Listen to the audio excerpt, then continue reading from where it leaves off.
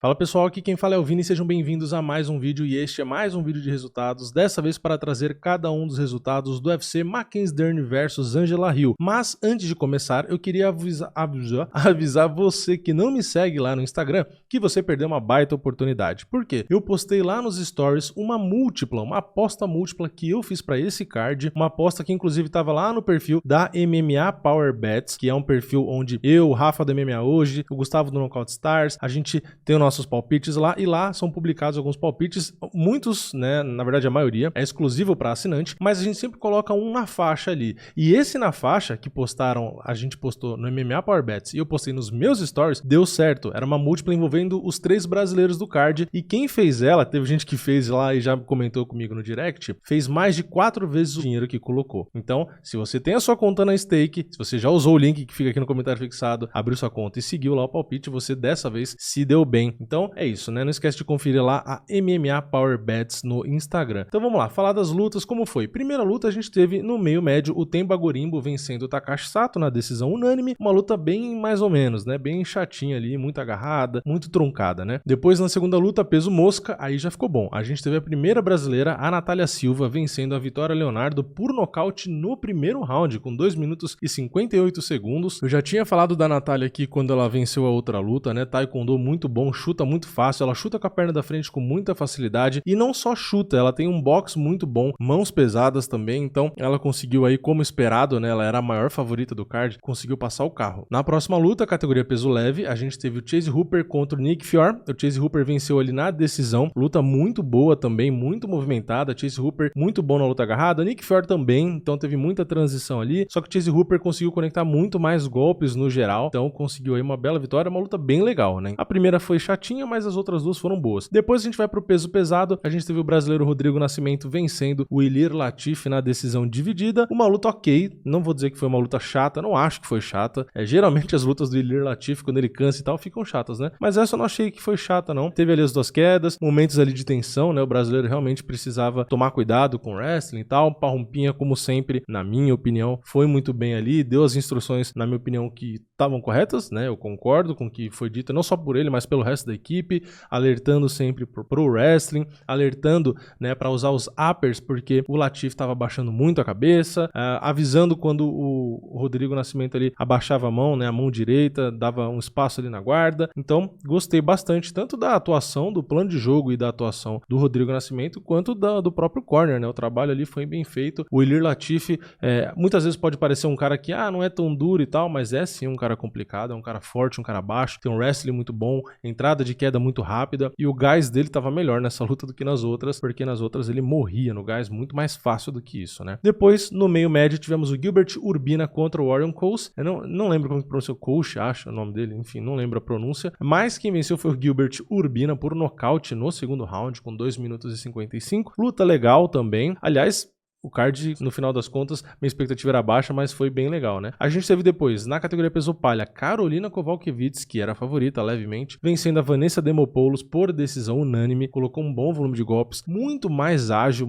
a Karolina, né? Muito mais volume e muito mais inteligente lutando, né? A Vanessa Demopoulos não percebeu que ela estava tomando um atraso na trocação, passou os 2 primeiros rounds ali sem tentar queda, tentou no terceiro, mas também não conseguiu. Então, assim, cometeu um erro grave, na minha opinião, né? A Vanessa, quando ela tomou os golpes ali com 1 minuto de luta, já tinha que ter mudado o jogo, né? Não só ela, como o corner devia ter reformulado a estratégia. Deu pra ver que a Kowalkiewicz estava muito mais com o tempo ali da trocação, com a distância, volume. A Karolina Kowalkiewicz, além de tudo, ainda ouviu o corner, né, no final, que mais uma vez era pra Rompinha, né? Falando pra não usar necessariamente as sequências que ela usa muito, né? Mas colocar os golpes individuais, os golpes retos, manter a distância, movimentar, girar. Então ela conseguiu golpear muito de longe ali, acertar várias vezes a Vanessa, e a Vanessa ficou perdidinha, né? Então a Vanessa é uma atleta dura, né? Eu, inclusive, achava que ela venceria, né? E nessa aposta aqui, no final das contas, eu acabei não acertando. Mas foi, claro, teve a parte negativa, como eu acabei de falar da Vanessa, né? Ela performou pior do que eu esperava, mas ao mesmo tempo eu tenho que ser justo, né? Eu acho que a Kowalkiewicz também performou bem melhor do que eu esperava, né? Não acho que ela ia lutar mal, mas eu não achei que ela ia lutar tão bem, né? Então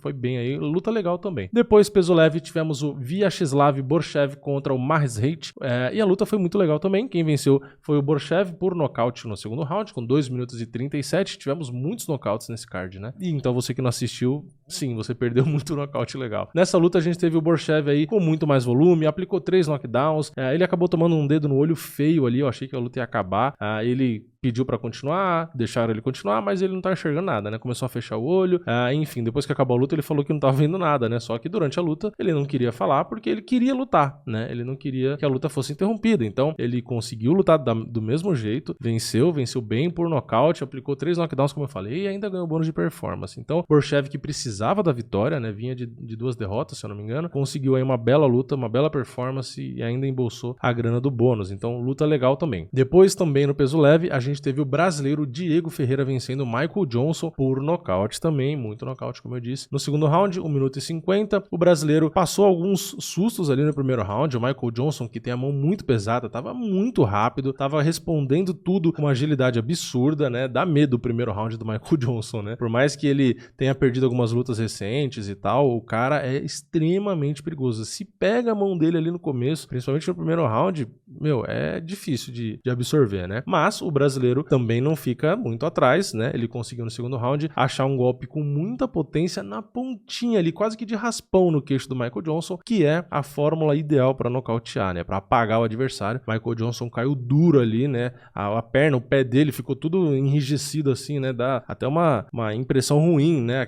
Aqueles nocautes mais chocantes ali. E o brasileiro recebeu também um bônus de performance merecido, né? Depois no meio médio a gente teve o Joaquim Buckley contra o André Fialho e não deu pro português de novo. O português mais uma vez perdeu e por nocaute. Quem venceu, portanto, foi o Buckley ali no segundo round com 4 minutos e 15. Luta bem legal também. Só que o Buckley, ele é muito mais completo na trocação, né? O Fialho é excelente no boxe. O boxe dele é bonito. Ele realmente bate, contra-golpeia, né? Muito bem, mesmo andando pra trás, solta os cruzados. Ele movimenta lateralmente. Enfim, é um boxeador nato, né? Dá pra ver realmente que ele é muito bom nisso. Só que o Buckley, como eu falei, ele bate muito pesado com todos os golpes que ele tem e ele tem a variedade a favor dele, né? Ele tem muitos chutes, tem joelhada, é um cara que também movimenta bem, tava atento, né? Não tomou o golpe ali que pudesse ameaçar, né? A luta pra ele. Conseguiu 2 quedas também, voou na queda, né? Ele ia literalmente, dá pra usar até esse termo, literalmente, né? Porque ele pulava pra entrar na queda e jogava o André Fialho. Parecia que os dois ali, se tirasse uma foto, você ia pegar os dois no ar, né? Então, o Buckley foi impressionante nas quedas também conseguiu o knockdown ali no finalzinho, né? Que foi quando ele ganhou. Então, performance excelente, luta muito legal também. Depois, no peso casado, tivemos a Lupita Godinez com a Emily Ducote. A luta foi pra decisão. Quem venceu foi a Lupita Godinez, que pegou a luta em cima da hora e venceu muito bem. Luta muito legal também, né? A gente teve 132 golpes conectados pela Godinez contra 112 da Ducote. Então, apesar de ser uma luta que foi pra decisão e tal, todo mundo poder achar que foi chata, mas não foi chata, teve bastante volume. A Lupita Godinez luta muito bem, né? Ela é bem embaçada, luta ali naquela postura mais do boxe também, o estilo mais do boxe mexicano, né? Aquele queixo baixo, né? Dando mais a testa ali pra adversária, se acabar golpeando, acaba mais machucando a mão, né, do que qualquer coisa. Vai bem encolhidinha na guarda, solta golpes potentes, tem quedas também, se defende bem das quedas. Machucou bastante a Ducote, que não tava na mesma agilidade, nem na mesma potência. Enfim, não tinha muito o que fazer ali, né. Logo também no começo da luta, já deu pra ver que a Godinez ia acabar levando, né. A não ser que achasse um golpe ali na ponta do queixo, alguma coisa assim, né, mas tava bem na cara desde o primeiro round que a Godinez ia acabar levando, né. E depois no peso médio, Anthony Hernandes contra Edmen Shahbazyan, luta boa também, né, luta bem legal. O Anthony Hernandes conseguiu aí um nocaute no terceiro round com 1 minuto e 1 segundo. O Shahbazyan sofreu do mal que ele sofreu em outras derrotas, né? A gente pode citar contra o Derek Brunson, outros caras ali, que se ele não mata no primeiro round, onde ele é muito perigoso, bate forte, é técnico na trocação, é rápido. Se ele não acaba com a luta ali, ele arrefece até um momento onde ele acaba o gás, ele perde a velocidade, perde a potência, começa a tomar muitos golpes e aí vai ladeira abaixo, né? Então Então, basicamente, o Shahbazyan já dá pra se resumir a isso, né? É um cara que tem um primeiro round que pode ser mortal, você tem que tomar muito cuidado, mas se você sobreviver ali e dar um amasso, né, faz um jogo de pressão, faz força e tal, ele acaba ali não oferecendo mais riscos, é dominado e geralmente acaba sendo derrotado, né? Então, Shahbazyan é um cara perigoso? É um cara bom? É. Só que, foi o que eu falei, se você passa da tempestade inicial, ele não tem mais muito pra oferecer, não. Essa é a verdade, né? E depois, na luta principal, categoria peso palha, tivemos a Mackenzie Dern contra a Angela Hill. Mackenzie Dern venceu na decisão unânime e essa foi a luta da noite e foi merecida. A luta foi muito boa. Se fosse uma luta de 3 rounds, seria uma luta legal também, mas o fato de ter sido de 5 rounds foi o que deixou muito mais legal, porque a Mackenzie Dern foi pra porrada. Ela que tinha uma trocação muito fraca quando ela começou no MMA, quando ela chegou no UFC, evoluiu de uma maneira espetacular. Claro, não tá no nível ainda das melhores trocadoras da categoria e tal, mas já tem uma trocação acima da média, na minha opinião. Então, assim, pra quem entrou sem trocação nenhuma, já passou da média, que pra mim ela já passou da média, é realmente surpreendente. Então, ela está muito perigosa, né? Ela tem um jiu-jitsu perfeito, praticamente, né? Dá pra, entre as mulheres do UFC aí, colocar ela tranquilamente como o melhor jiu-jitsu, e ela tá com uma trocação acima da média, e ela é muito guerreira, né? Ela bate muito forte, ela é agressiva, ela vai pra cima. Então, mesclando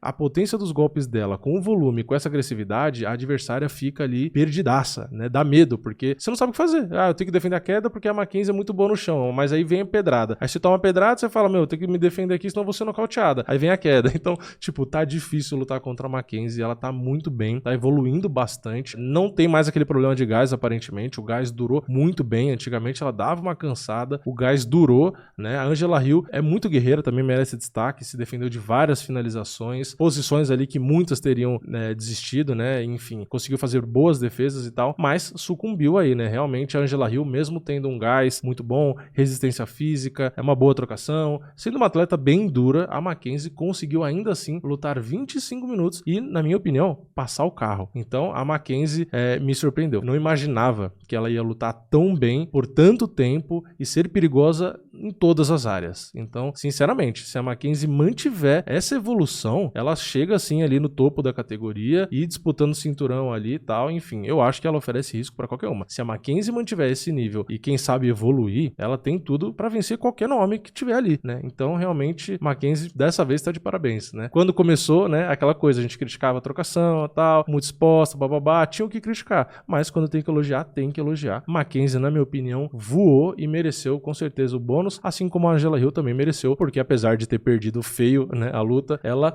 entregou uma boa luta, foi resistente e fez a parte dela. Mas é isso. Comenta a sua opinião aqui embaixo. O que você achou desse card? Minha expectativa era uma nota 5 ou 6. Sinceramente, tanto de nocaute que teve, fechando com chave de ouro na luta da Mackenzie, eu acho que dá pra dar uma nota 8 tranquilamente pra esse card. No mínimo 8. Então, gostei do card. Você que acabou não assistindo, recomendo que assista os nocautes aí e assista principalmente a luta principal, que foi a luta da noite, porque foi bem legal também. Então é isso. Comenta a sua opinião aqui embaixo, deixa o like no vídeo, se inscreve no canal, cria sua conta na Stake, segue a MMA Power Bets lá e me segue no Instagram também, que é @diretaço. Eu vejo vocês na próxima. É nóis. Valeu. Falou!